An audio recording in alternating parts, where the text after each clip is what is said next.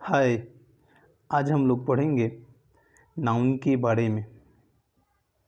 यह इंग्लिश का सबसे शुरुआती टॉपिक है और आप सभी को इसके बारे में नॉलेज होगा, लेकिन क्लियर नॉलेज नहीं होगा।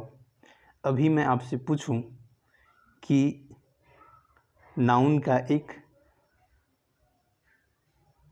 परिभाषा दें तो गारंटेड है आप वही रटाया हुआ परिभाषा देंगे, और जब आपको किसी और को समझाने के लिए बोला जाए तो आप उसमें असफल रहेंगे। तो चलिए मैं आपको नाउन का एक बेहतरीन परिभाषा देता हूँ, जिससे आप गारंटेड समझेंगे और आपका जो डाउट है वह क्लियर हो जाएगा।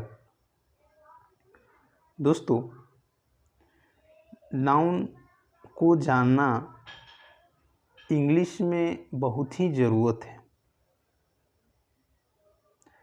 तो चलिए हम लोग एक अच्छी डिफिनीशन से शुरुआत करते हैं। दोस्तों,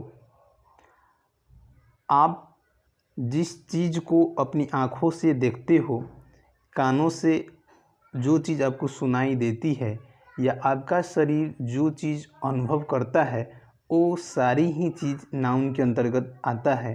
अर्थात हम ऐसे बोल सकते हैं कि ब्रह्मांड की सारी वस्तुएं नाउन कहलाती हैं। अगर हम उदाहरण की बात करें तो हमारी पृथ्वी पर 2/3 पानी वाटर है, वो भी नाउन के अंतर्गत आता है। पृथ्वी, जिसे हम अर्थ बोलते हैं, वो भी नाउन के अंतर्गत आता है। हमारे ऊपर जो हवाई जहाज़ एरोप्लेन उड़ता है, वो भी नाउन के अंतर्गत ही आता है। आपका दोस्त मोहन, वो भी नाउन ही है। रात में जो चंद्रमा निकलता है, जिसे हम मून बोलते हैं, वो भी नाउन के अंतर्गत आता है। हमारा देश भारत, वो भी नाउन के अंतर्गत आता है, क्योंकि हम इसे देख सकते हैं, महसूस कर सकते हैं। हमारा जो पवित्र नदी गंगा है, वो भी नाउन के अंतर्गत आता है। योगी की बात करें, मोदी की बात करें, या पप्पू की बात करें, ये सारी चीज़ें नाउन के अंतर्गत ही आता है। हम आगे जानेंगे कि मोदी और योगी किस नाउन में आवेगा, यह आगे पढ़ेंगे, लेकिन तत्काल आप यह जान जाएं कि ये सारी चीज़ें नाउन के अंतर्गत ही आता है। तो दोस्तों, उम्मीद करता हूँ कि यह परिभाषा आपके जो भी डाउट है उसको डेफिनेटली ही क्लियर किया होगा। तो चलिए हम लोग आगे देखते हैं। दोस्तों, हमारे समाज में जिस तरह समाज को 3 वर्गों में बांटा गया है, महिला, पुरुष और ट्रांसजेंडर के रूप में, उसी तरह नाउन को भी, अर्थात पूरी दुनिया के चीज़ों को 5 भागों में बांटा गया है, जिसमें से पहला, जिसे हम लोग प्रॉपर नाउन कहते हैं। दूसरा, जिसे हम लोग कॉमन नाउन के नाम से जानते हैं। तीसरी, जिसे हम लोग कॉलेक्टिव नाउन के नाम से जानते हैं। चौथी, जिसे हम लोग मटेरियल नाउन के नाम से जानते हैं। और आखिरी और पांचवी, जिसे हम लोग अब्स्ट्रैक्ट नाउन के नाम से ही जानते हैं।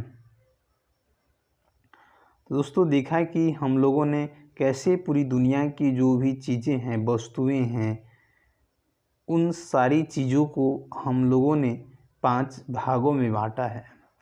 और आगे हम लोग जानेंगे कि किस चीज़ को किस भाग में रखा गया है। तो चलिए आगे हम लोग देखते हैं।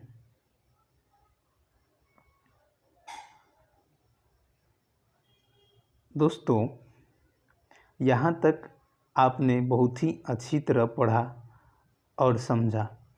अब आगे हम लोग पढ़ते हैं नाउन का जो पहला पार्ट है, जिसे हम लोग प्रॉपर नाउन के नाम से जानते हैं। इसे हम हिंदी में व्यक्तिवाचक संज्ञा के नाम से जानते हैं।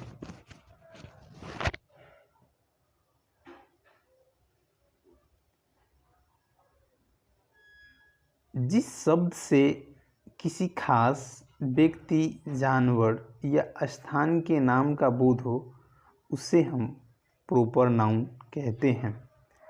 जैसे राम, पटना, अमेरिका, गंगा, मोदी इत्यादि। जिस प्रकार राम कहने या सुनने से किसी एक व्यक्ति का बोध होता है, पटना कहने से किसी जगह का बोध होता है, अमेरिका कहने से किसी देश का बोध होता है, गंगा कहने से किसी नदी का नाम का बोध होता है, और यहाँ हम लोगों ने पिछले क्लास में जो मोदी पढ़ा था, यहाँ मोदी भी प्रॉपर नाउन है, क्योंकि यह भी किसी व्यक्ति का ही नाम है। तो देखा हम लोगों ने प्रॉपर नाउन को कितनी अच्छी तरह से पढ़ा और समझा। तो चलिए हम लोग दूसरी पार्ट लेते हैं, जिसे हम लोग कॉमन नाउन कहते हैं। हिंदी में इसे जातिवाचक संज्ञा के नाम से जाना जाता है। दोस्तों, जिस शब्द से किसी पूरे जाति का बोध हो, उसे ही हम लोग कॉमन नाउन कहते हैं। जैसे बॉय,